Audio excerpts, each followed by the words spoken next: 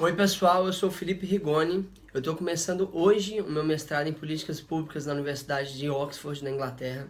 E por conta disso, a partir de agora, semanalmente eu vou fazer vídeos para vocês, colocar aqui na minha página do Facebook, no meu canal do YouTube, para falar sobre política pública, os principais problemas da política pública do Brasil, tanto para a gente qualificar o debate da política brasileira, quanto para passar um pouquinho do conhecimento que eu estou tendo aqui para vocês aí no Brasil e a gente conseguir discutir algo legal. Né? E não sei se todo mundo sabe, mas hoje é o Dia Nacional da Luta da Pessoa com Deficiência e por isso o vídeo de hoje vai ser sobre esse tema, sobre a luta da pessoa com deficiência e os deficientes em geral. E por isso, eu gostaria que vocês pensassem sobre uma pergunta que eu vou te fazer agora. Quantas vezes você andou pela rua e viu um cadeirante andando sozinho? Quantas vezes você estava andando pela rua e viu um cego andando sozinho com a sua bengala ou com o seu cão-guia? Quantas vezes você andou pela rua e viu duas pessoas conversando em Libras, que é a língua brasileira de sinais? Quantas vezes você andou pela rua e viu uma pessoa com deficiência motora ou mental tendo uma vida autônoma? Se eu for bem otimista com você, uma em cada 30, uma em cada 40 pessoas que você encontra na rua é dessa maneira. Mas não sei se você sabe, segundo o censo 2010 do IBGE, 23,9% da população brasileira, ou seja, 45,6 milhões de pessoas têm um ou mais tipos de deficiência. É uma em cada 4 pessoas, basicamente, que tem algum tipo de deficiência. Então, por que não é uma em cada 4 pessoas que você encontra na rua que tem deficiente? Por que no seu grupo de amigos, se você tiver, você vai ter uma ou duas pessoas com algum tipo de deficiência? A primeira resposta é bem óbvia, porque eles não estavam lá. Eles não estavam lá quando você chegou na sua primeira escolinha lá no pré e você fez o seu primeiro grupo de amigos. Eles não estavam lá quando você formou no ensino médio e teve seu primeiro emprego. Ou eles não estavam lá quando você começou a sua faculdade e você fez seu grupo de amigos. Eles não estavam lá. Agora, por que eles não estavam lá? Se você for acreditar nessas histórias de deficientes que parecem super-heróis que aparecem na televisão, você vai achar que esses caras que são meio super-humanos são muito bons e todo o resto dos deficientes são meio preguiçosos e não têm força de vontade suficiente para superar suas dificuldades e seguir com a vida.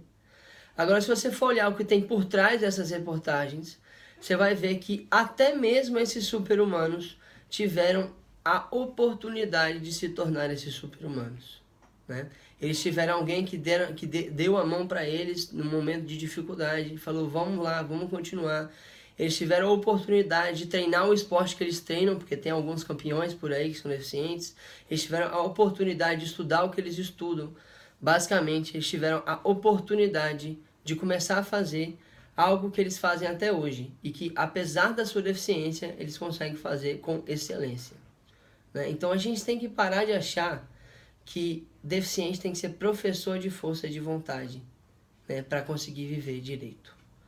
E se você for perceber, não são todas as calçadas que te dão acesso, que dão acesso a deficientes visuais e deficientes físicos para as coisas.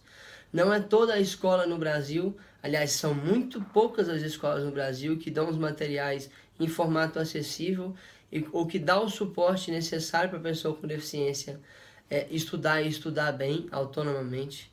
Então não é todo mundo que tem essa oportunidade, não é todo deficiente que tem a oportunidade de achar uma atividade que ele possa fazer com excelência, apesar da sua deficiência. Mas não se engane, a força de vontade é ainda a coisa mais importante que existe para uma pessoa seguir bem na vida. Mesmo com todas as oportunidades, se a pessoa não tiver força de vontade e não quiser, ela não vai. Eu, por exemplo, eu já vi cego que foi o cara que projetou uma das maiores pontes que a gente tem aqui na Inglaterra. Teve surdo que já foram os maiores músicos da história. A gente teve vários deficientes na história da humanidade que foram incríveis, mesmo com tudo indo contra eles. Mas mesmo esses caras que parecem super-humanos tiveram uma oportunidade. Tiveram alguém que deu a mão. Tiveram uma instituição que ajudou, uma organização que ajudou ele a começar aquilo que ele faz. Uma organização que dava o treinamento do esporte que ele podia fazer mesmo com a sua deficiência. Todos eles tiveram uma oportunidade para começar e para continuar fazendo aquilo que fazem. Eu mesmo sou cego, desde os 15 anos de idade. Eu formei em engenharia de produção na UFOP, fui o melhor aluno da minha turma. Eu liderei um movimento estudantil que na época tinha mais de 10 mil pessoas em 18 estados do Brasil, e hoje estou fazendo um mestrado em Oxford, que é uma das melhores universidades do mundo. De vez em quando alguém me pergunta como é que eu consegui fazer isso tudo sozinho. E a resposta que eu sempre dou é o seguinte: você não faz ideia a quantidade de pessoas, instituições, organizações e oportunidades que aconteceram na minha vida para eu conseguir estar aqui, e não estou sozinho, né? E é muito raro você ver alguém realmente sozinho conseguir fazer as coisas. Sempre você teve uma oportunidade, alguém para ajudar, alguma pessoa por ali para dar o apoio necessário. E nós, enquanto sociedade, e principalmente enquanto poder público, é quem oferece um maior número de serviços para as pessoas com deficiência, a gente precisa parar de achar que deficiente precisa ser professor de força de vontade para viver uma vida digna. E precisamos começar a oferecer, não só para os deficientes, para todo mundo, mas especialmente para as pessoas com deficiência, o que eles mais precisam, que é a oportunidade de viver uma vida autônoma, porque a autonomia é um dos pilares de uma vida feliz.